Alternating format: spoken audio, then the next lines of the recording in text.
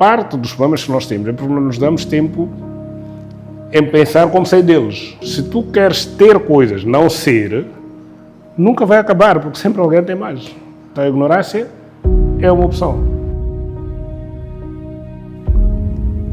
Tudo começa com uma intenção. E hoje escrevo a minha para esta conversa. Que a sabedoria e a consciência guiem cada palavra e cada reflexão. O episódio de hoje é profundamente especial. Recebo o meu mentor, o meu guia da vida, que tenho também o prazer de chamar de pai. Foi ele quem me mostrou o mundo da neurociência, da física quântica e com isso abriu as portas para a minha jornada de transformação interior consciente. Hoje eu tenho o grande prazer de compartilhar a sabedoria daquela pessoa que foi a minha primeira grande referência.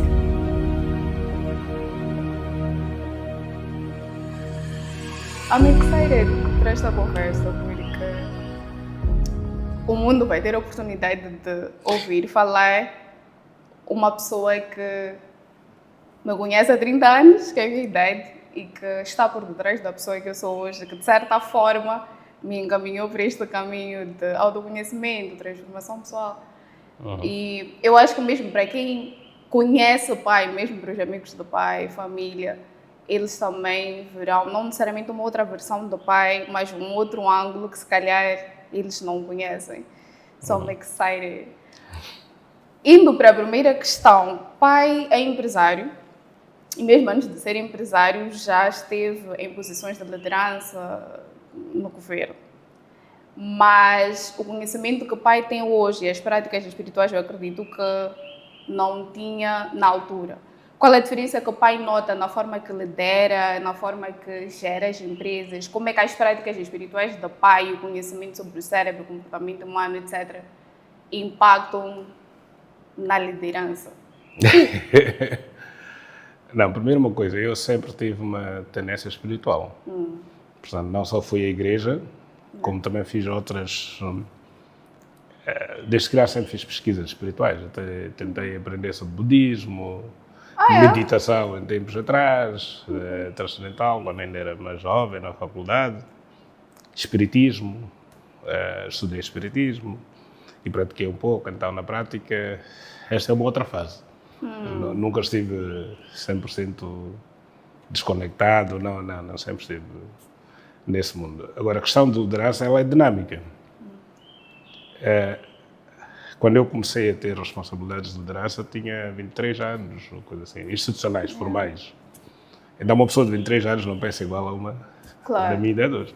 Então, há uma série de coisas que eu faço diferente hoje, mas que naquela altura acho que fiz correto, senão não chegava onde cheguei. Então, mas também a sociedade era outra.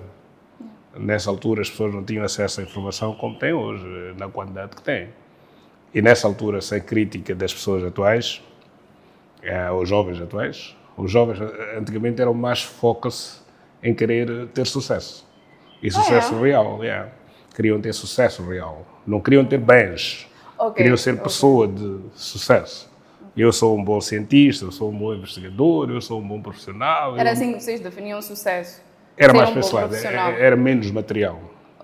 O mundo todo era menos materialista do que é hoje. E também éramos menos pessoas. A população mundial está a crescer, então mesmo Moçambique tinha menos pessoas. Havia muito poucas pessoas com formação superior e não sei. Então as ambições das pessoas eram diferentes.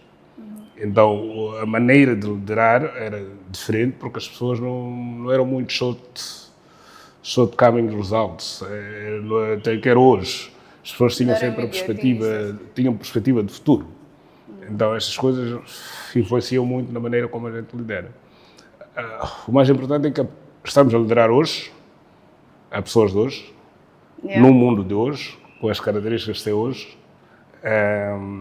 Só do ano passado para este ano, muita coisa já é diferente, se a pessoa estiver atenta.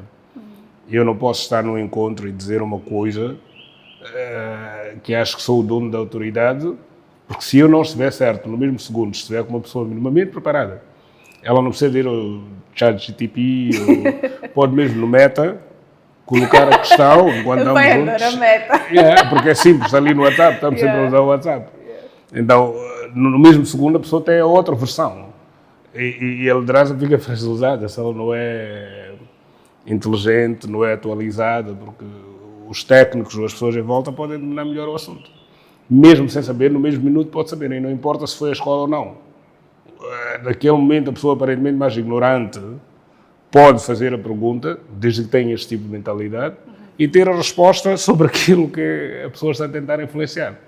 Então, só do ano passado para este ano, o mundo mudou. Então, a liderança também tem que se adaptar. A pessoa que está a liderar tem que perceber que quer chegar num determinado lugar. E para chegar a esse determinado lugar, pode até ir sozinho, mas se está numa organização não pode ir sozinho. Terá que puxar a máquina e ir para aquele lugar. Mas esta máquina não é a mesma que era do ano passado, porque são pessoas. E estas pessoas pensam de maneira diferente. Então, por pensar de maneira diferente, ter acesso, a pessoa também tem que se adaptar e ver qual é a melhor maneira de chegar lá. E como é que a pessoa se adapta? Por exemplo, obviamente que o pai não esteve exposto às mesmas coisas que os seus colaboradores. Eu não falo só a questão de espiritualidade, etc. Tem muita coisa. Como é que o pai se adapta a eles, ou como é que o pai puxa eles para um nível que o pai quer que eles estejam? É extremamente difícil, porque cada ser humano tem as suas características. Pois. E um dos pontos mais fracos que nós temos em Moçambique é que a maior parte das coisas que nós que temos mais acesso à informação temos é referente a outro mundo. Portanto, quando alguém está a liderar na Europa e escreve um livro sobre liderança na Europa, ou um livro sobre liderança, ele tenta globalizar, mas ele baseia-se no contexto do dia-a-dia dele. Mas uma pessoa que está a trabalhar na Europa, em que não tem necessidades do que vai comer, porque isso não é problema, como é que há de ir ao serviço, porque o transporte não é problema, ele tem outro tipo de mentalidade e outro tipo de ambição. Então o baseline dele é completamente diferente. E a cabeça dele é completamente diferente. Em Moçambique, a situação é mais complexa. Porquê? Porque há muito trabalhador que só tem rendimento oficial, informal, que dá para 15 dias. Os outros 15 dias ele está sob pressão. Ele precisa de encontrar formas alternativas para pôr comida em casa. Então esta pessoa que está a pensar o que é que eu vou comer, ou como é que eu vou pagar a Cadillac, ou vou pagar não sei o quê, ela não tem a mesma mentalidade de uma pessoa que não tem esse problema. Então o mesmo trabalhador, na primeira semana, depois do salário, tudo, ele tem um comportamento. Perde salário tem outro comportamento. No meio do mês tem outro. Então é um ambiente dinâmico. Então o mais importante é que quem esteja a liderar tenha o equilíbrio de fazer a leitura do momento e ver qual é a melhor ferramenta e dependendo do nível das pessoas também é pessoa diferente. E um trabalhador que está a pensar já na reforma, ele não pensa igual a um jovem que entrou hoje no serviço ou que está no meio da sua carreira, tem perspectivas diferentes. Então deve haver uma vontade de tentar ver o que cada um pode ser e ajustar e conhecer as pessoas o máximo possível e ir adaptando-se, sem fugir do objetivo. Não sei se isto explica. Explica, mas eu queria perceber, porque o pai disse que ao menos no negócio é dinâmico, as pessoas tudo é dinâmico. são... Exatamente. Tudo é dinâmico. Como é que o pai usa a espiritualidade para conseguir lidar com esses desafios? Não, é preciso... Porque algum benefício tem. Não, é preciso não olhar para a espiritualidade como uma coisa independente da pessoa.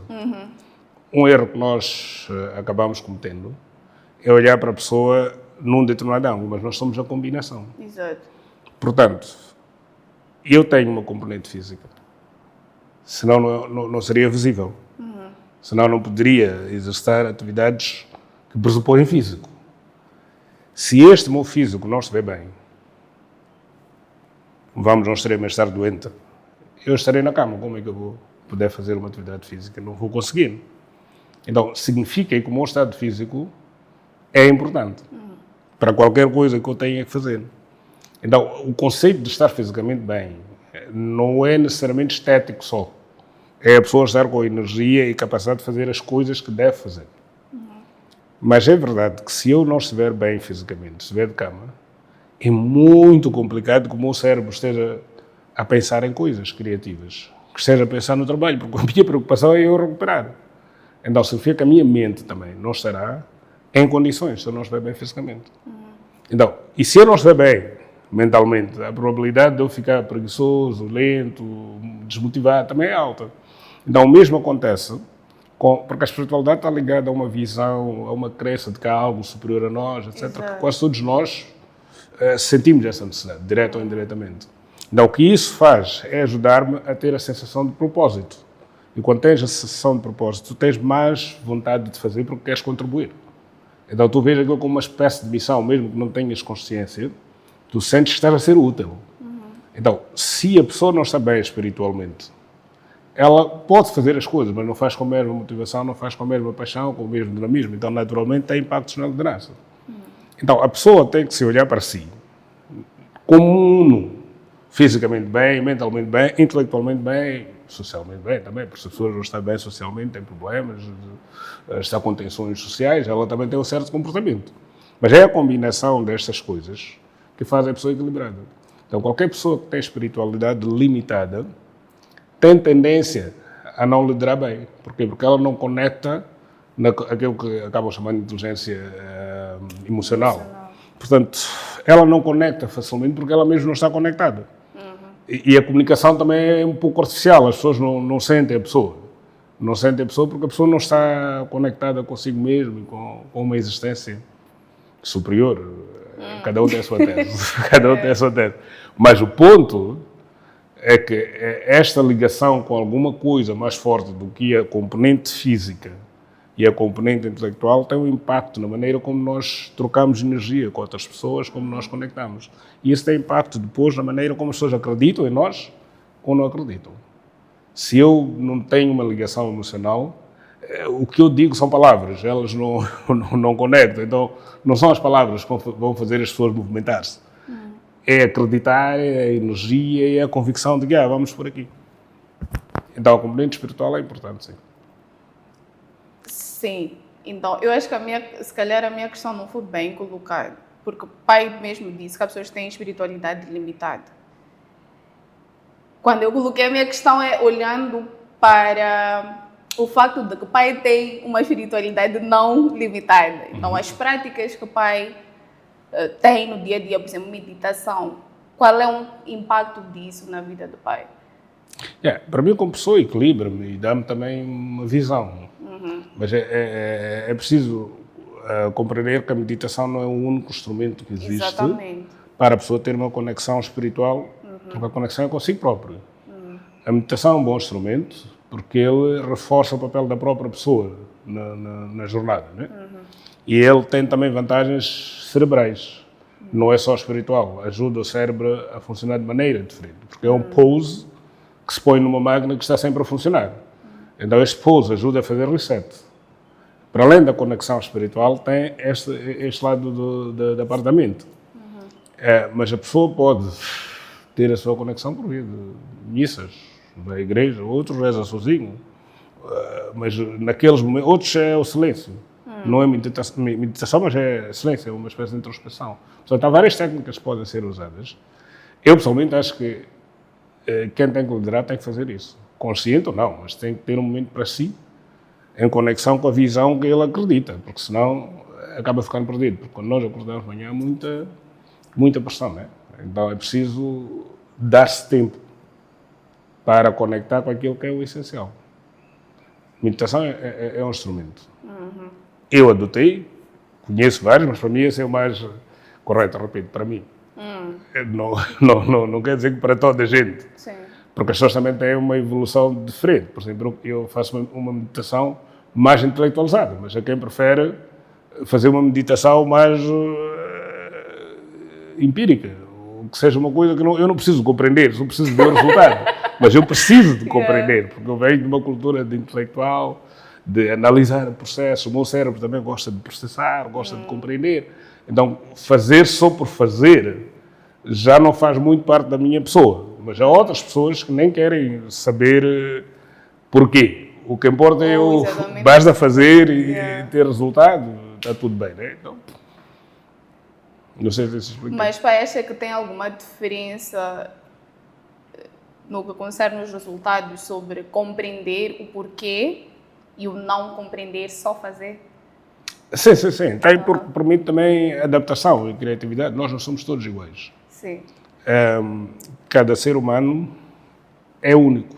Por isso é que não há duas pessoas iguais. Nem que sejam parecidas fisicamente, elas não são automaticamente parecidas bioquimicamente, não são automaticamente parecidas intelectualmente. Essencialmente não é possível.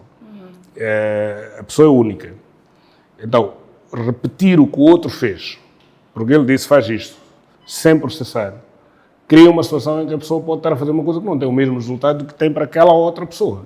Pode ter uma base parecida, mas não vai ter o mesmo resultado. Agora, quando a pessoa faz com algum grau de análise, a pessoa depois de fazer, por exemplo, meditação, também avalia-se se aquilo dá o resultado que a pessoa quer ou não. E a pessoa também define qual é o resultado que quer antes de fazer uma determinada meditação. E aí a pessoa tem mais consciência. É verdade que quando se entra neste nível, também fica um pouco mais difícil meditar, porque o cérebro também está mais ali a processar. Mas à medida que a pessoa vai praticando, vai se envolvendo, a pessoa vai estabilizando. Sim. E depois tem este outro lado, é que as pessoas ainda têm receio da palavra meditação, porque pensam que é para ficar zen, ficar anormal. Então, dizer que medito parece dizer que fica normal. Ok, mas não é isso. Meditar é parar em alguns momentos da vida, e que podem ser diários, pode ser mais do que... Parar em algum momento, oferecer tempo a si próprio. Agora, qual é a técnica que a pessoa vai usar, o que é que a pessoa espera desse processo, isso varia. Isso varia. Mas a palavra meditação ainda é interpretada com algumas conotações, como se fosse um grupo de pessoas que até deviam andar de batina. Tem que estar um pouco... Batina! Ou aqueles monges... Os monges andam com esse tipo de roupas. Então, as pessoas...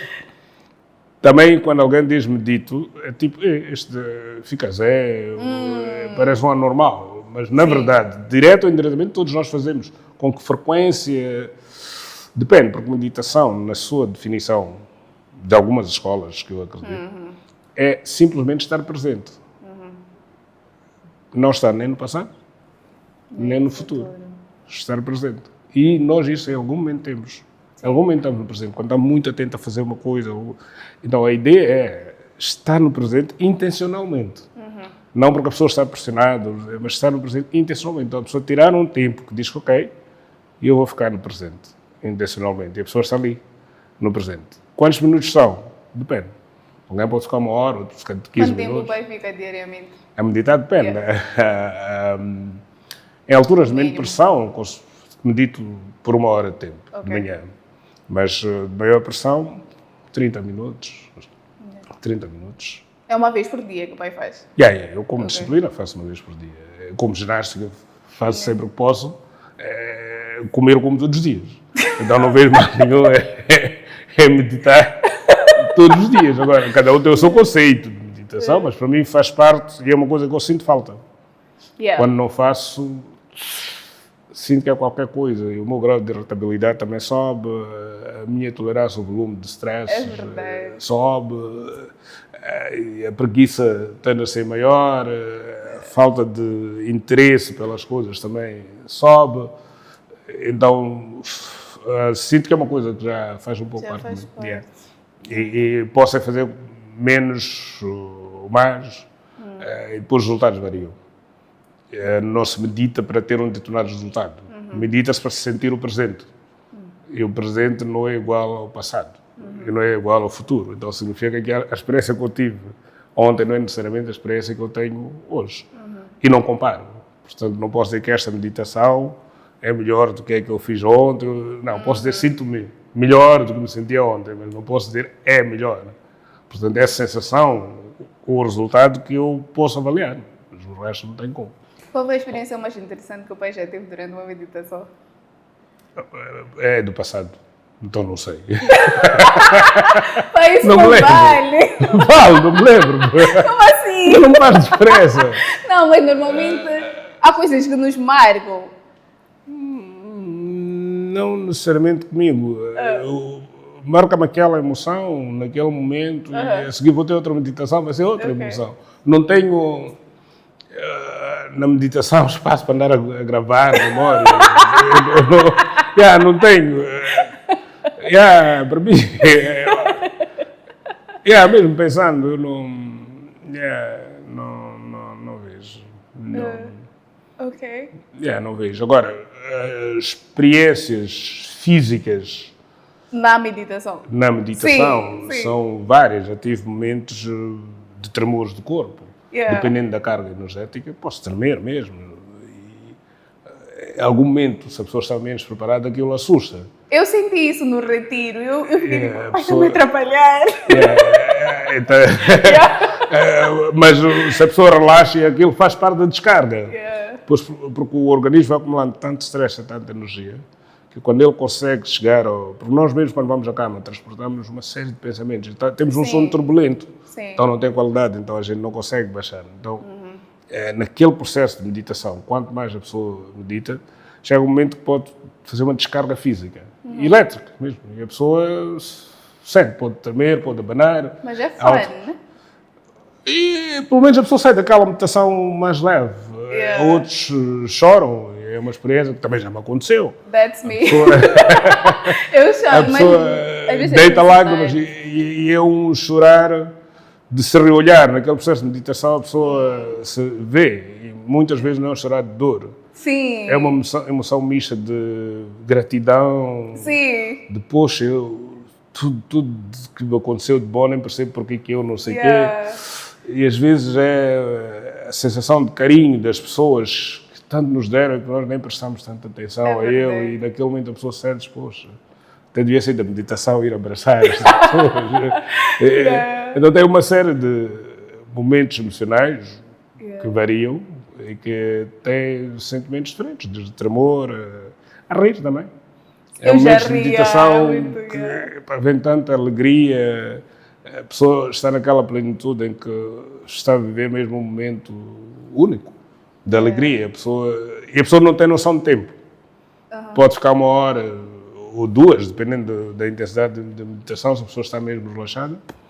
Quando olhar para o relógio, depois de acordar da meditação, é que a pessoa diz, poxa, passaram 2 horas de tempo. Uau! Eu não sentaria a assistir um jogo de futebol durante 2 horas sem ir à casa de banho, por exemplo, ou sem fazer outra coisa. Não ficaria numa reunião 2 horas de tempo sem abanar ou sem fazer... Como é que eu consegui ficar still, portanto, impávido e sereno, durante 2 horas de tempo, sentado? Mas porquê? Porque desconectei fisicamente, então isso é possível. Então, as experiências de meditação são variadas, varia de pessoa para pessoa, de momento para momento, do tipo de meditação que a pessoa faz... E pronto, né? Pai falou em algum momento, quando estava a falar dos colaboradores, no contexto moçambicano, muita gente vive no modo de sobrevivência, né? Porque o foco sim, é alimentar, sobreviver mesmo. Mas mesmo quem tem o básico e compreende o que é e qual é a importância de saúde mental, transformação interior consciente, acaba se tornando algo não tão importante para eles, por algum motivo. Como é que o pai acha que as pessoas podem criar espaço para essas componentes na vida, quando estão, por exemplo, sob pressão? Eu acho que, de uma ou de outra maneira, as pessoas em Moçambique tendem a colocar alguma parte do seu tempo, alguma coisa na componente espiritual. Mas a maneira como às vezes se colocam acaba complicando a sua própria evolução e o seu próprio dinamismo. O exemplo é que muitas pessoas acreditam nas igrejas. Sim. E outros até acreditam na reza. Portanto, isto significa que as pessoas, apesar das dificuldades, têm esta ligação.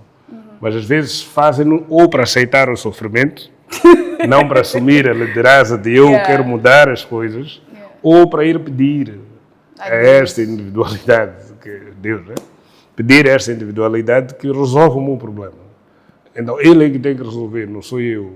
E depois, algumas destas organizações que fazem a tal ligação, né? Igreja. Não sei se é o nome.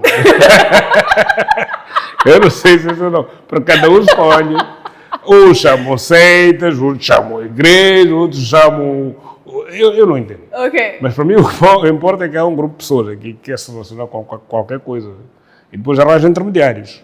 Que parece que sabem melhor o que se quer ou como é que se trata as coisas lá em cima. E depois é esses que não sabem. Então, neste processo, às vezes as pessoas criam ansiedade dos resultados imediatos, ou vou lá mendigar, exigir, ou vou lá...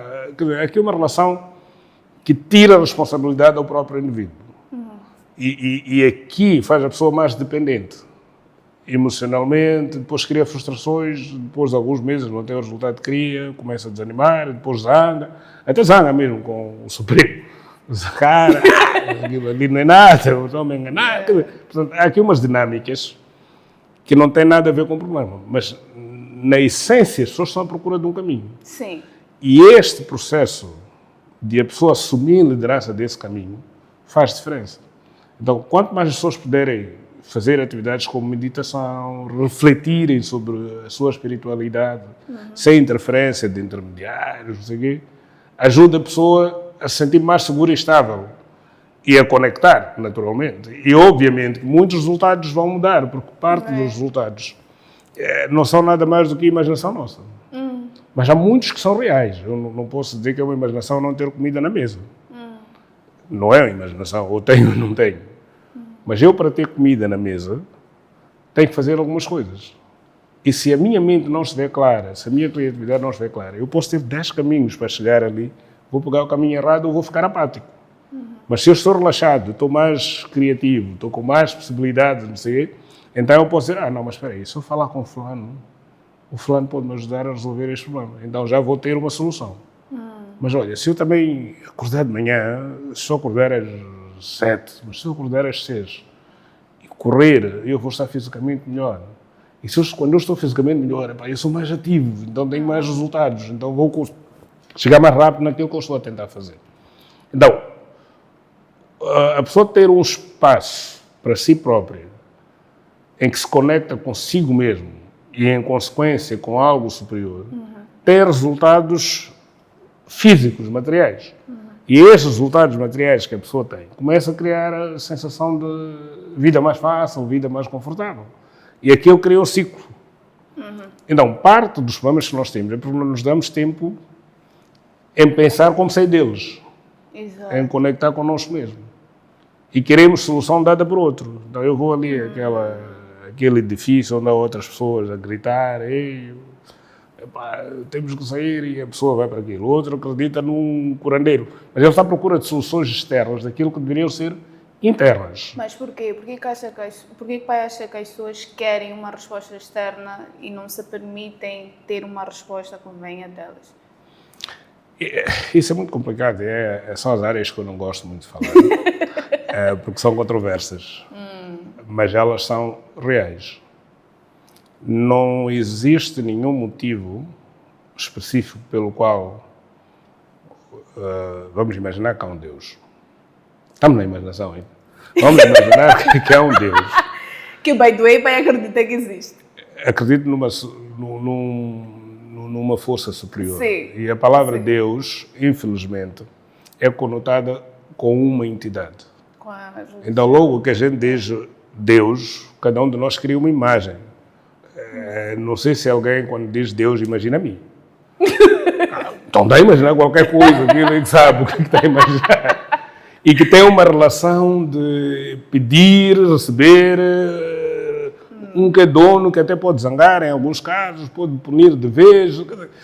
Cria aqui uma relação um pouco complicada, mas a ideia de que há uma entidade que ama todos, mas no fim escolheu alguns para ficarem intermediários, diz a este porque vai dizer aquele, não é uma maneira lógica de ver esse amor. Porquê que um amor perfeito como o amor divino, né, precisaria de um intermediário para dizer a este como é que não faz muito sentido. Então, esta questão de nós termos intermediários para falar com o próprio cria uma relação de problemas. Cria uma relação de problemas. Então, eu pessoalmente tenho reservas em acreditar nestas pessoas que são intermediários. Porque ficam com a comissão. Para eles aquilo é o negócio. Sim, então, alguém está a fazer intermediação de venda de casas. Fica sem nada mesmo. Não é muito comum. É alguma coisa. Ele ganha. Tem que ganhar, senão não sabemos o que ele ganha. Pode não ser material, talvez ganhe créditos lá em cima. Eles é que sabem o que se ganha. Mas acho que o ponto mesmo é que a maneira como os seres humanos foram educados desde a altura dos passados é que tem que haver pessoas no meio que são especiais e que lidam com aquilo. Mas estas pessoas não são nada mais do que pessoas que estão a usar o argumento de serem especiais para ter poder sobre outros. E a religião foi concebida dessa maneira. A religião foi concebida dessa maneira. É por isso que as maiores guerras que nós temos têm a ver com religiões. Porque esta religião acredita que a maneira de controlar é aquela, esta outra acredita de outra maneira, e elas veem-se como concorrentes e disputam. Se estivessem todos só preocupados com o divino e isto, não haveria motivo de... Porque se toda a gente sabe que não há um único caminho de chegar ao destino. Por que este seria o único assunto que cada grupo tem razão? Então, a maneira como nós, os seres humanos, desde lá atrás, começamos a nos constituir, criamos sempre uma relação em que há intermediários e há os que sabem mais, os que são mais estruturados. Mesmo numa organização familiar, nós temos sempre que haver um chefe. Sim. E logo, a partir deste momento, cria-se uma relação de respeito, de determinação, de uma série de coisas que tiram a liberdade e a criatividade desde que está em baixo. E este, quando está em baixo, começa a ter ideias, quer se rebelar. E quando quer se rebelar, este aqui é indisciplinado em qualquer que é o grupo e quem está aqui em cima, que tem força, reprime. Mas numa relação divina não deveria haver espaço para esse tipo de coisas. Porque ele é o pai de todos, não é isso? Sim. Então ele não pode ter filhos, enteados. Os escolhidos. Ele escolhe para uma determinada tarefa, acho. Sim. Por isso é que cada um tem vocação. Então o conceito de escolhido é para fazer uma determinada tarefa. Numa equipe de futebol, por exemplo, não podemos ser todos guarda-redes. São 11 que jogam, mas não podem ser 11 guarda-redes. No basquete são 5 que jogam, mas não podem ser todos os playmakers. Portanto, cada um tem um papel diferente. E como é que se escolhe? Com base nas características da pessoa. Que esta pessoa tem um físico assim, tem estas habilidades, não sei, não, ele pode jogar nesta posição. Pode... Então, isso sim é uma escolha. Então, a mesma coisa acontece com a nossa vida. Nós todos temos talentos. Cada um com o seu. Agora, o que não pode acontecer, olha, eu sou guarda-redes, mas o hipotético Cristiano Ronaldo é uma grande estrela, então epá, ganha muito dinheiro, eu sem talento também quero ser o Cristiano Ronaldo. Não vou conseguir. Não vou ser, porque cada um tem o seu espaço. Mas se eu souber qual é o meu papel, desenvolver esse talento, vou fazer bem aquele papel.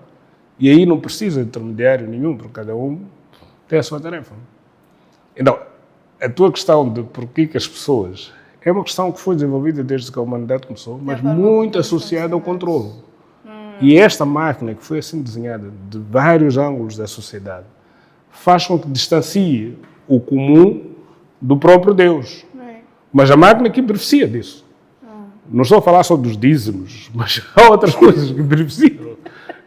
Agora, como eliminar isso? É preciso todos nós irmos ganhando consciência de que não precisamos de intermediários para ter contacto. Que cada um de nós tem uma missão, não veio aqui por acidente, e é preciso identificar essa missão, mas como é que vai identificar? Num diálogo direto com a fonte que te mandou, para dizer, olha, bem, a tua missão é esta aqui. Agora, se depender do intermediário, ele interpreta da maneira dele. Voltando para a questão da camada jovem, que está muito ambiciosa e é uma ambição diferente da vossa altura. Da nossa geração. Estamos muito imediatistas. Como é que nós podemos encontrar o equilíbrio entre uma ambição saudável? Porque a ambição em si não é um problema, dependendo do nível, eu acho. Dependendo do assunto. Como criar o equilíbrio entre paciência e ambição para conseguir criar o que está a tentar criar, que é material? Isso aí é sempre difícil, porque, infelizmente, as pessoas têm a tendência de se comparar. Então, a pessoa compara-se com outra pessoa. Esquece-se que cada um tem a sua velocidade, tem o seu contexto, e aquela pessoa até pode ter sucesso numa determinada coisa e não ter noutra. E nós ficamos ali a comparar-nos. E a sociedade escolhe 3 ou 4 coisas que considera indicadores de sucesso. E as pessoas, sem pensarem, querem atingir aqueles indicadores. Então, pessoa de sucesso é aquela que tem muito dinheiro. Quando a gente pergunta muito dinheiro, já não sabemos bem o que é. Porque muito é subjetivo, o que é muito. Depois, a pessoa de sucesso tem que ser famosa, ou popular, não sei. Então, se a pessoa não é popular, nem tem muito dinheiro, não é de sucesso, é um vazio. Pessoa de sucesso tem que ser alguém que é vida... Que tem uns indicadores que são criados, que põem pressão na pessoa, porque a pessoa está-se a medir em relação àquilo. Há uma tendência de jovens quererem ser ricos. E eu pergunto, ok, quer ser rico? Muito bem. Vamos lá combinar o que é esse rico. Vocês já não sabem explicar o que é rico. Explica lá o que é o rico. Você quer ser, ele está rico, mas como é que é isso de rico? Quando ele acorda de manhã, como é que ele vive? Acorda de manhã, fica a dormir, fica a ler livros. Porque tu queres ser rico, significa que queres viver a vida do rico. Como é que ele vive? Não sabe. Então tu estás a querer uma coisa que talvez já és. Então é melhor perceber primeiro o que é o rico. Então começa a dizer que não, um rico é aquele que tem muito dinheiro. Tem. Já não é ser. Ser uma coisa não é ter uma coisa. Então, a partir do momento que a pessoa confunde ter com ser, então o rico é aquele que tem um bom carro. Na boa. Quando tu tiveres um bom carro, vem-te um vazio, porque na verdade não é, é ter. E habituas-te àquele carro, já não é importante, então tu não és rico. Então logo a seguir queres um outro carro, porque cruzaste e viste uma outra pessoa. E depois, se tu queres ter coisas, não ser, nunca vai acabar, porque sempre alguém tem mais. Chegar a Elon Musk não é fácil, então a pessoa não vai chegar lá. Então, esta perspectiva que a juventude tem de confundir ser com ter, cria mais confusão. Porque depois aumenta também o comparacionismo. O João ontem foi muito elogiado nas redes sociais, então eu também tenho que fazer qualquer coisa. Não, be calmo.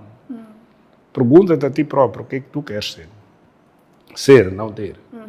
Ter é uma consequência. Agora, se a pessoa quer ter coisas, também pode dizer, eu quero ter. A pergunta é, ok, queres ter para quê? Se a pessoa não está clara sobre isso não te vai levar a sítio nenhum. Porque se eu quero ter carro e não sei porque quero ter um bom carro, eu vou ter um vazio, porque eu posso ter agora um bom carro. Sou outro, já tens. Mas muitas vezes eu quero ter aquele carro para me sentir importante. Mas o que é sentir importante? É eu ter carro que o outro não tem. Então já começo a rezar para aquele outro não ter. Em vez de eu querer enjoyar o carro, independente de toda a gente ter um carro igual àquele, já não tem o mesmo valor porque qualquer um tem, não é isso. Então, o conceito de ter, se a pessoa não tem clareza de por que quer ter, volta a criar um vazio ou até faz-te uma pessoa mais horrível, porque tu tens para humilhar outros, tens para competir com outros e aquilo não te leva a sítio nenhum. Agora, se a pessoa disser, olha, eu quero ter carro, para quê? Para poder ajudar meus vizinhos, então é um propósito, não importa se todos têm. Eu já com o meu carro posso ajudar meus vizinhos. Eu quero ter carro porque quero transportar a minha família para ir ao sítio X, whatever tenho que ter. Eu, quando tenho carro, não me estou a comparar com o outro, porque estou a realizar aquela missão que eu queria ter. Então, tenho que ter clareza de porque eu quero ter uma coisa. Então, eu quero ter dinheiro. Para quê? Para ajudar pessoas. O que é ajudar pessoas? Ajudar pessoas. Vais acordar de manhã, ir à rua, começar a distribuir? Não, isso também não. Então, exatamente. Então, conforme o que tu queres fazer com o dinheiro, tu já vais começar a compreender qual é o número que é necessário para fazer aquilo. Então, tens um propósito. Tu já não vês o dinheiro como um objetivo, mas como um instrumento. Tu estás a tentar dizer, olha, eu quero desempenhar aquela ação, quero construir aquilo que vai beneficiar aquele grupo de pessoas. Então, eu preciso de dinheiro. Então, a pessoa já olha para as oportunidades de dinheiro porque tem o foco. Mas quando aquele dinheiro vem, não é para eu me sentir mais do que outros, é porque eu quero fazer aquele projeto. Terminado aquele projeto, sinto-me orgulhoso, contente, não sei o quê, mas posso criar um novo projeto, porque é evolutivo, não é? E posso querer outro dinheiro para fazer aquele outro projeto, mas tem que haver um propósito. Porque o dinheiro em si não é o objetivo. Quem transforma dinheiro em objetivo frustra-se. Dinheiro é um instrumento para fazer qualquer coisa que nos dá um sentimento, um prazer, uma emoção e dá-nos a sensação de contributo, de que estamos a mudar alguma coisa em volta de nós. Então, esta coisa dos jovens quererem ter porque o outro tem, porque se comparam, porque estou atrasado, por sei quê, e confundir ter com ser, eu quero ser, mas o ser dele é ter, isto cria confusão. Mas a solução é conversarem muito mais sobre este tipo de coisas e terem mais clareza. Porque cada um vai sentir esta conexão espiritual, cada um vai sentir que, olha, eu nem que seja um carregador de sacos, se eu estou a carregar sacos para ajudar aquela gente a ter uma vida diferente, eu faço com gosto. Então, qualquer profissão que a pessoa estiver a fazer com entusiasmo, ela terá um prazer diferente. Uma pessoa pode dizer, não, eu não posso ver lixo na cidade. Eu acordo de manhã, estou a garantir que não há lixo na cidade para as pessoas.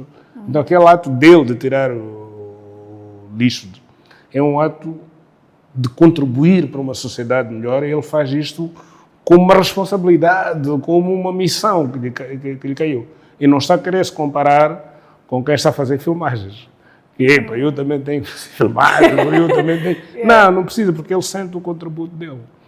Quem está a fazer filmagem, por exemplo, pode estar a dizer, olha, eu sinto que eu quero ser o instrumento que leva um conhecimento, um sentimento daqui para o resto das pessoas.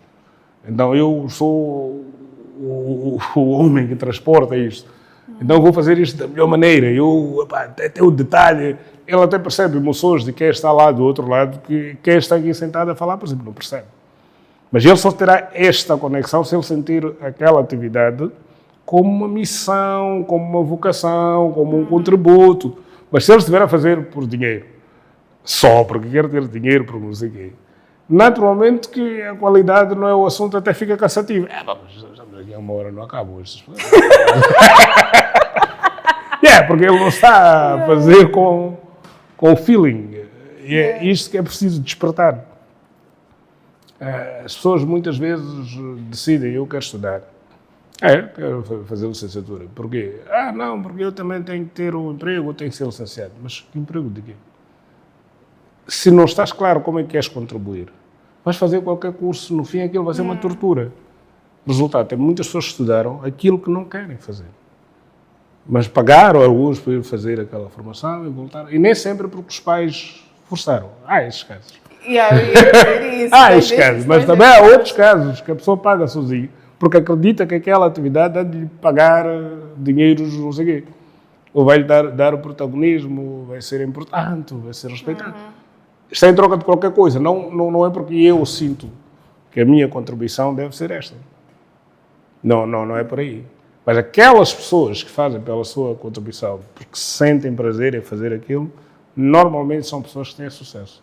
Porque tudo tem valor. Nós vamos a um espetáculo, quando nós vemos uma pessoa dançar, que gosta de dançar e tem talento, a pessoa, mesmo numa festa, uma pessoa de dançar que tem prazer por aquilo, todos nós ficamos lá a olhar, conectados. E pagaríamos até mais. Então, qualquer pessoa que faz uma coisa com talento, ele traz entusiasmo. Porque ele não está a fazer para nós, está a fazer para si, é a sua expressão divina. Então, a mesma coisa acontece, desde política, áreas económicas, áreas sociais. Quem faz porque acredita, porque tem a convicção, tem resultados diferentes. Mesmo no mundo empresarial. Muitas pessoas, eu quero ter negócio, não sei o quê, porque eu tenho que ganhar dinheiro também, tenho que ter empresa. Mas as pessoas só pagam se tu és solução do problema. Às vezes as pessoas não sabem que tem um problema, então tu tens que explicar à pessoa que ele tem um problema. Então chama-se isso marketing. Mas as pessoas pagam pelas soluções de um problema. Aquilo que elas acreditam que é a solução. Não pagam porque tu tens negócio, porque eu quero ser. Às vezes eu conheço muita gente, eu vou abrir negócio. Como eu conheço muita gente, não funciona assim. Não funciona assim. Até posso simpatizar com a tua ideia de teres um negócio, mas eu não vou ser teu cliente. Até posso ser um dia, por pena. Para não me falarem mal, é melhor eu também comprar um pouco daquilo. Senão amanhã... mas isso nem traz sustentabilidade nenhuma. Isso. Sim, não, as pessoas estão tipo... Pois vês que assim, de uma maneira diferente, é algo que eu gosto em relação ao pai. E eu compreendo que no meio em que o pai está, se calhar possa ser choque para alguns amigos ou diferente do comum. como é que o pai se relaciona com os amigos e com a família que pensam de maneira diferente, que estão em jornadas diferentes? Eu sei que cada jornada é individual, mas pode ser compatível. O esforço é aquilo que estávamos a falar de liderança no início. Sim, mas isso é no contexto empresarial. Agora estamos a falar em relações pessoais. Mas o princípio é o mesmo. Nós estamos na diversidade. Sim. Então, cada um tem os seus interesses, tem as suas características e o esforço é cada vez mais ter a capacidade de acomodar. Portanto, vou ter amigos que têm certos interesses, certa capacidade, naturalmente que não hei de conversar com eles sobre certos assuntos. Right. Tenho amigos que podem me perguntar, mas tu sais daqui, vais meditar. Meditar foi a palavra que usei, porque é que tu conheces, mas eu estou preocupado com a minha mente, com o meu desenvolvimento. Eu estou a estudar coisas como, por exemplo, neurociência, como controlamento, etc. Mas se eu te quiser explicar isto tudo, vais começar a ficar confuso. Então, eu estou a dizer meditar, é a nossa linguagem. É a nossa linguagem, paramos aqui. Há outras pessoas que não vão dizer nada. Tinha saído, fui descansar. Outra pessoa vai dizer, desconectar. Outra para aquela pessoa que entende e tem mais empatia pelo assunto. Então, eu até já posso falar do assunto, para a experiência e tal. Então, nós temos que ter a capacidade de acomodarmos-nos e acomodarmos sem mudarmos a essência. E, naturalmente, que aquela pessoa, dependendo de como eu vejo e que acho que ela me vê, nós vamos ter uma relação que, no fim, eu posso não ser a mesma pessoa para uma outra pessoa. Sim. O dia que essas duas pessoas encontram-se, discutem, até fico meio surpreendido. Eu também uma pessoa. Mas nós, infelizmente, temos que ser isto.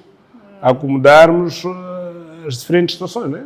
Se estivermos no bar a falar de futebol, eu vou lá falar de meditação. Estamos no meio de pessoas que nunca geriram a empresa, nem têm interesse nisso, são funcionários públicos, estão concentrados. Eu vou chegar lá, começar a discutir coisas de impostos, de não sei o quê, e doesn't work. Eu estou no meio de políticos, tenho que me adaptar. Tenho amigos políticos. Tenho que me adaptar. Vamos conversar aquilo que para eles é importante. Agora, como é que a gente consegue isto? Sendo mais transversal, tentando saber muito mais coisas na vida para te permitir enquadrar-se. Quando estou na Machamba a trabalhar com marceneiro, tenho que compreender aquela componente e acomodar-me. E não vejo mal nenhum nisso. É uma maneira de experimentar a vida de diferentes ângulos. That's good. A ciência e a espiritualidade são campos que normalmente as pessoas definem como opostos. Para pai faz sentido unir. E já estão cada vez mais unidos. Exatamente. Porque há muita demonstração científica do que acontece no mundo quantum, que naturalmente acaba sendo o mundo espiritual. E há muito mais pessoas do mundo científico que estão a ter coragem de pesquisar deste lado. E há muita informação que está a sair daqui para aquele lado. Quer dizer, este mundo está a evoluir muito rápido.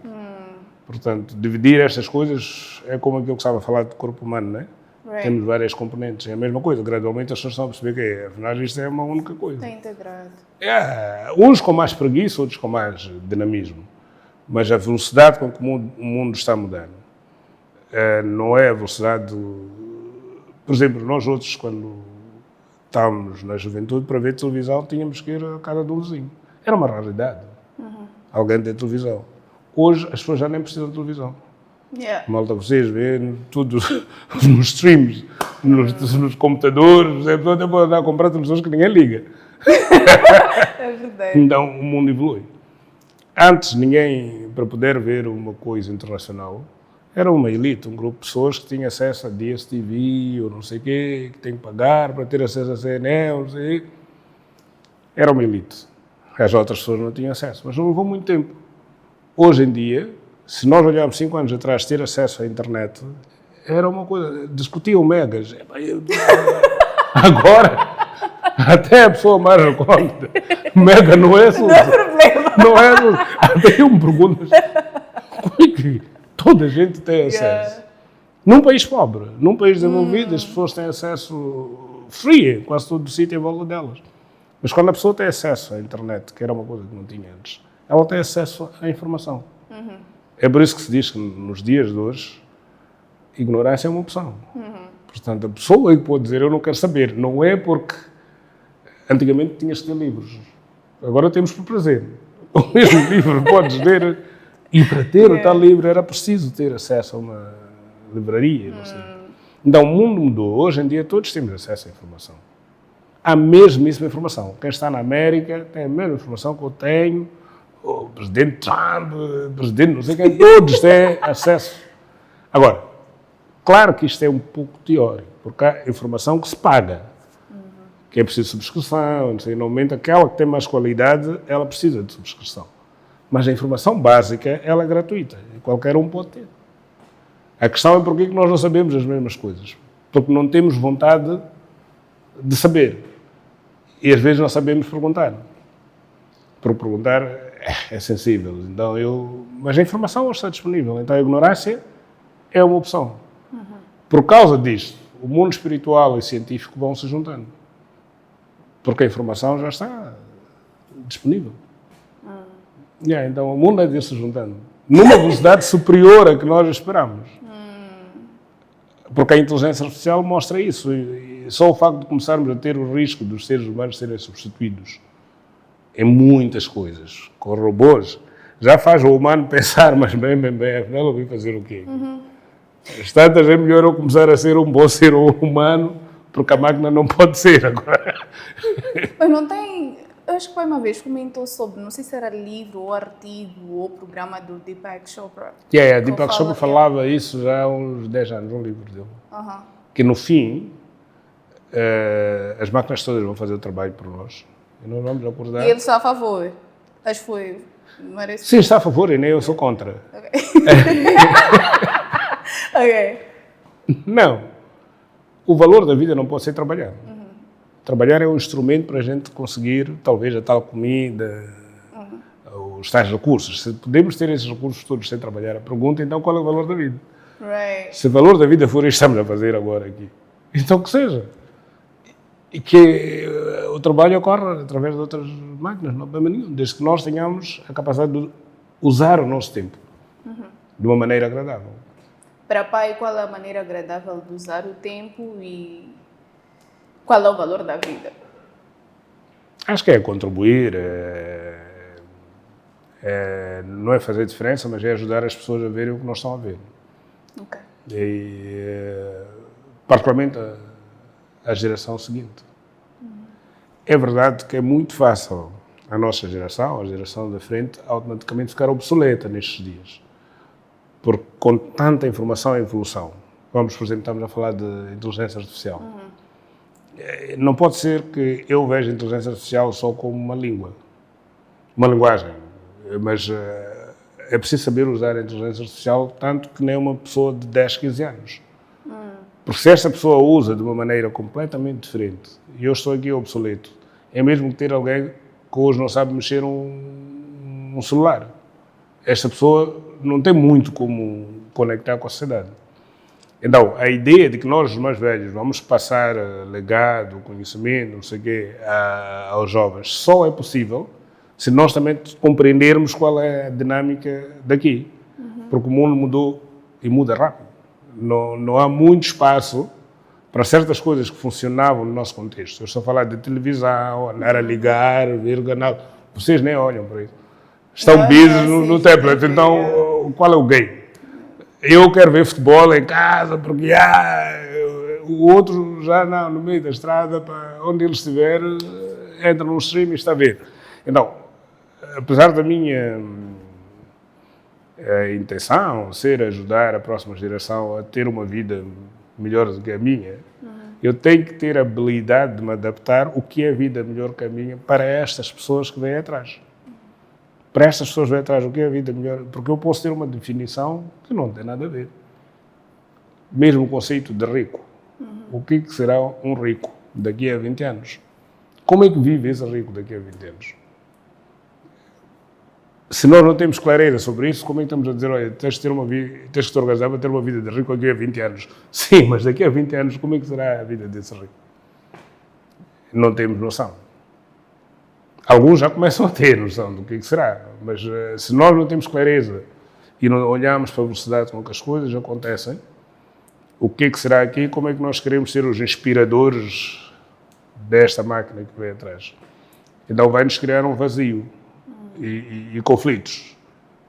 E a sensação de desânimo, de que para esta sociedade, para isto daqui, já é para isto. Então o sexto contributo desaparece. Tirar um gap e dizer, deixa lá a paciência, mas não devia ser deixa lá a paciência, é o que é de bom e da experiência que nós trazemos, que não precisa ser por via de livros, não sei o quê, podemos entregar a esta geração para ela ir para frente. Não explica? Explica. Mas isto aplica-se a vocês também, não é uma coisa que se aplica só nos outros. Os vossos seguidores jovens lá, eles já têm uma dinâmica um pouco diferente. Eu, outro dia, conversava com alguém e eu dizia que, olha, esta questão da inteligência artificial é uma oportunidade para a educação em Moçambique. Para nós podermos dar o salto. Em vez de estarmos aqui a querer discutir se as crianças devem ter acesso a fazer, sei lá, pode ser ChatGPT, pode ser whatever, tem o texto, porque eles não vão saber nada, já nem vão saber geografia, porque estão toda hora ali aqui a enganar o professor. Vamos sair disso. Vamos sair disso, porque na realidade o que o mundo está a dizer, da mesma maneira que há 20 anos, vocês não sabem, mas havia uma coisa chamada tabuada. E como não sabemos? Mas os mais novos acho que nem sabem. Nós éramos obrigados a decorar 2 vezes 2, 4. Nós também. 4 vezes 4, 16. 4 a dividir por 2. E a pessoa decorar isso. A pergunta hoje, quem precisa disso? Há uma coisa chamada máquina de calcular, que a pessoa só tem que pôr no seu celular. Em qualquer... Já ninguém precisa decorar estas multiplicações todas. Assim. Se nós saímos de tabuada, paramos aqui, por que estamos a querer teimar que alguém tem que decorar o nome do rio, se na hora que ele precisar de saber, ele só põe a pergunta e vai saber o rio? That's not the game. Não é mais isso. Naquele tempo, não havia nada que te dizia qual é o nome do rio, então tinhas que pôr na cabeça. Não havia nenhum, não havia andar toda hora com todo tipo de livro. Já vou soltar o nome do rio. Quem foi o primeiro presidente, não sei onde. Isto hoje está aqui na tua mão. Tudo está aqui. Por que queremos obrigar alguém a decorar uma coisa que já o mundo evoluiu para outro nível? Agora, a pergunta é, se todos podemos ter acesso a isto, o que é que nós ensinamos às nossas crianças para serem competitivas? É como usar isto e como decidir. Porque eu posso fazer pergunta com a informação não saber o que fazer. Então, tenho que me ensinar. Olha, quando tu tiver esta informação, cruza assim, assim, assim, e vais ter estes cenários. O cenário que tu tens que decidir. Olha para as pessoas em volta de ti se vão gostar ou não. Se ninguém vai gostar, o teu cenário será impopular, as pessoas vão zangar, ou não sei o quê. Se puseres este cenário que for o que as pessoas gostam, verifica se todos aqueles vão te acompanhar na corrida ou não. Então, temos que ensinar como decidir. Não como decorar a informação, é como ter acesso, como perguntar. Porque mesmo estes instrumentos de inteligência artificial, se a pessoa não é precisa, específica a perguntar, não sabe perguntar, não tem a resposta exata. E não pode ser usar estes instrumentos só para perguntar qual é o nome do rio que passa entre a província da Zambésia, Sofala, e depois termina no Oceano Índico, mas começa na Zâmbia. Mas isso aí é uma pergunta. Há outras coisas que a pessoa pode perguntar. Olha, se eu tiver acesso ao rio que tu dizes que se chama Zambésia, o que é que tu dizes?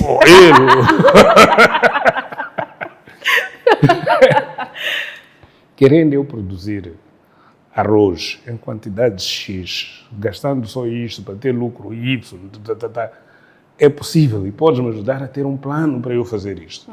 Já estás a usar aquela máquina para produzir soluções, mas é a mesma plataforma que está ali. E a pergunta que fez foi só perguntar o nome do rio. A tua pergunta já é dizer, ajuda-me lá a pensar como é que eu vou usar este assunto. E ensinamos as pessoas como decidir. Quanto mais cedo nós ensinarmos isto, nós teremos uma geração que sabe usar o potencial da inteligência artificial para desenvolvimento. E não só para ser o repetidor ou não. E em vez de estarmos aqui a querer combater, porque nós queremos parecer inteligentes. Sim, o professor quer parecer que ele é inteligente, ele tem medo de ficar inútil. estes miúdos andam com estas máquinas deles. Sai disso. Eles têm que andar com essas máquinas. O que tu tens de fazer é saber como, usando estas máquinas, podes ajudar a ele a ser melhor. Tu não sabes, porque não sabias. Então estuda lá essa maquineta em vez de andar a combater. Mas por causa do nosso ego, é muito fácil nós ficarmos a dizer, mas o professor, este miúdo ainda vai me complicar na aula. Não entra com o celular. Se tu também tens dúvida do que vais dizer, entra, tu também faz a pergunta. Antes de falar, jovens, fica aí.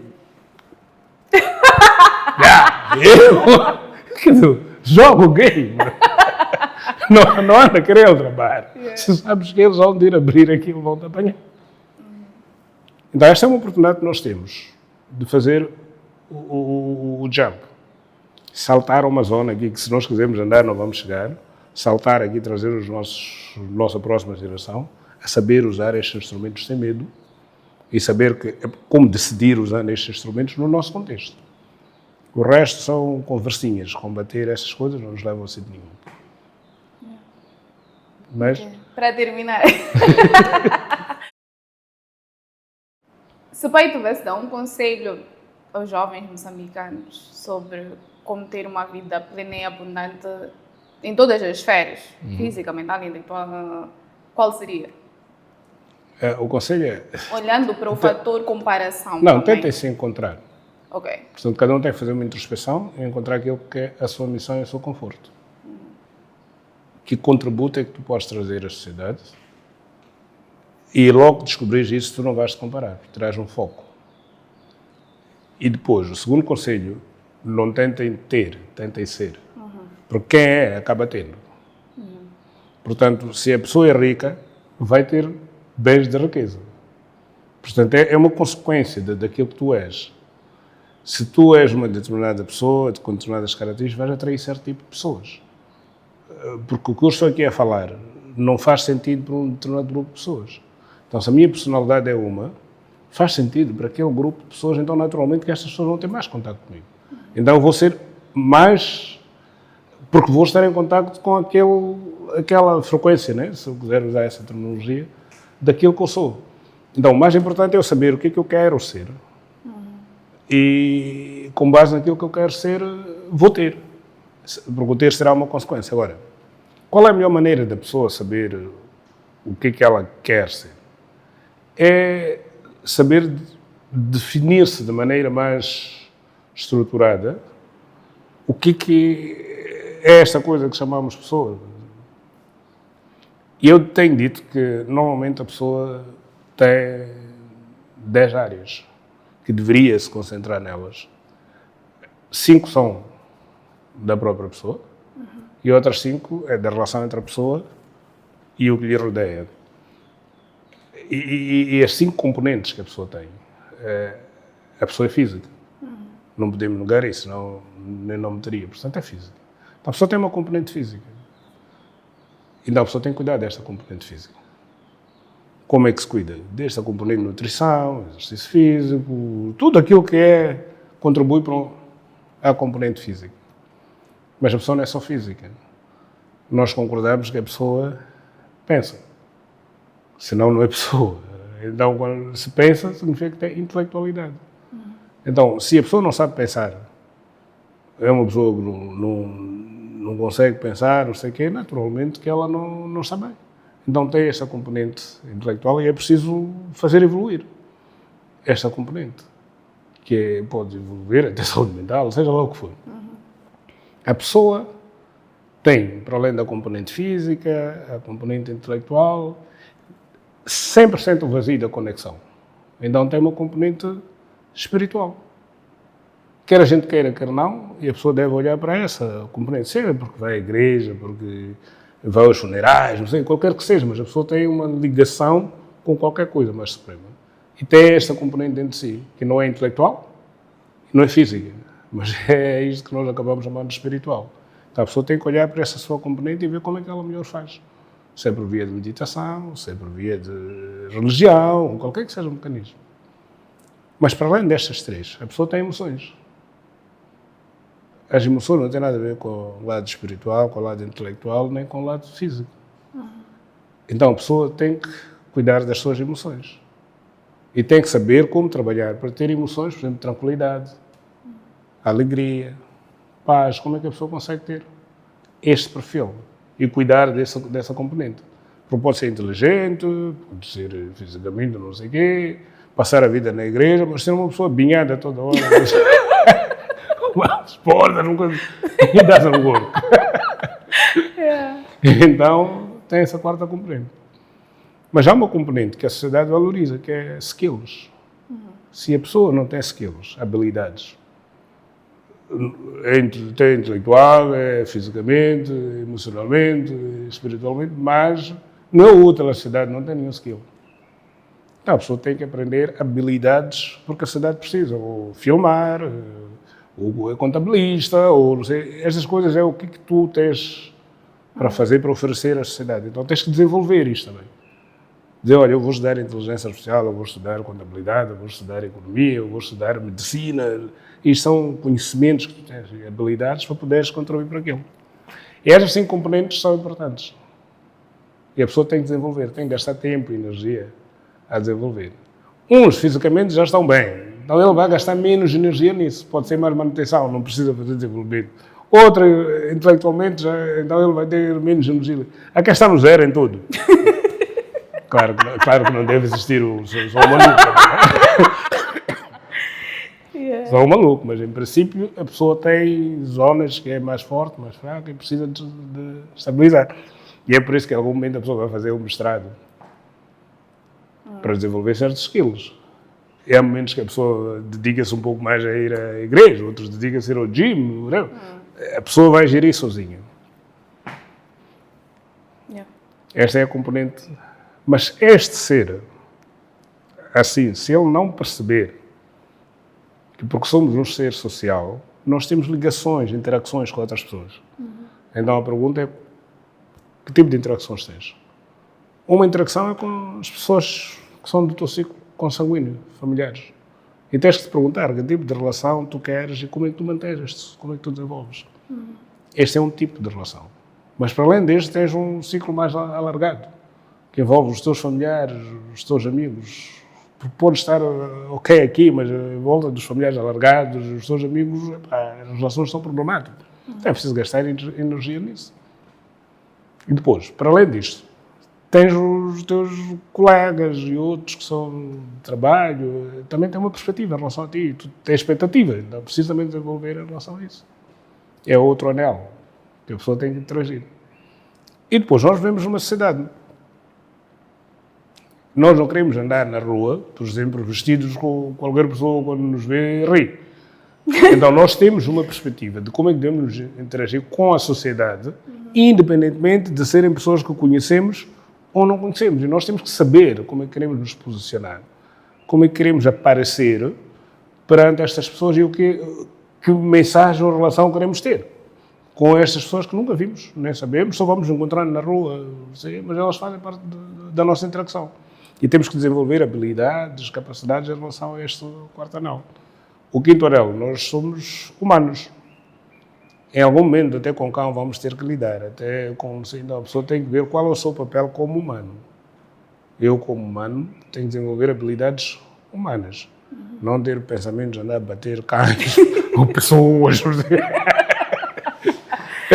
Basta ver um pássaro, quero fisgar. A pessoa até pode ser a melhor pessoa lá da sociedade, dos amigos, mas os amigos, a ver, este indivíduo é quando olha para a natureza, ele é muito agressivo. Então a pessoa tem que acabar tentar ser um pacote. Tem os 5 que é as suas características, depois tem os 5 anéis e a pessoa tenta desenvolver isto. Não se chega à perfeição, porque isto também é dinâmico. Um momento a gente está mais ali, outro momento menos ali. E a ideia não é dominar estas áreas para ser a pessoa especial. Não, é para o teu próprio equilíbrio e conforto. É para o teu próprio equilíbrio e conforto. Tem a ver com o humanismo, né? Não tem muito a ver com a maneira como interages com a tua sociedade, teus amigos, mas, sob o ponto de vista de olharem para ti como um ser humano com humanismo, questiona-se. Este tipo de pessoa aqui é outra pessoa. Mas é quem gosta, até pode ser o modo que saem juntos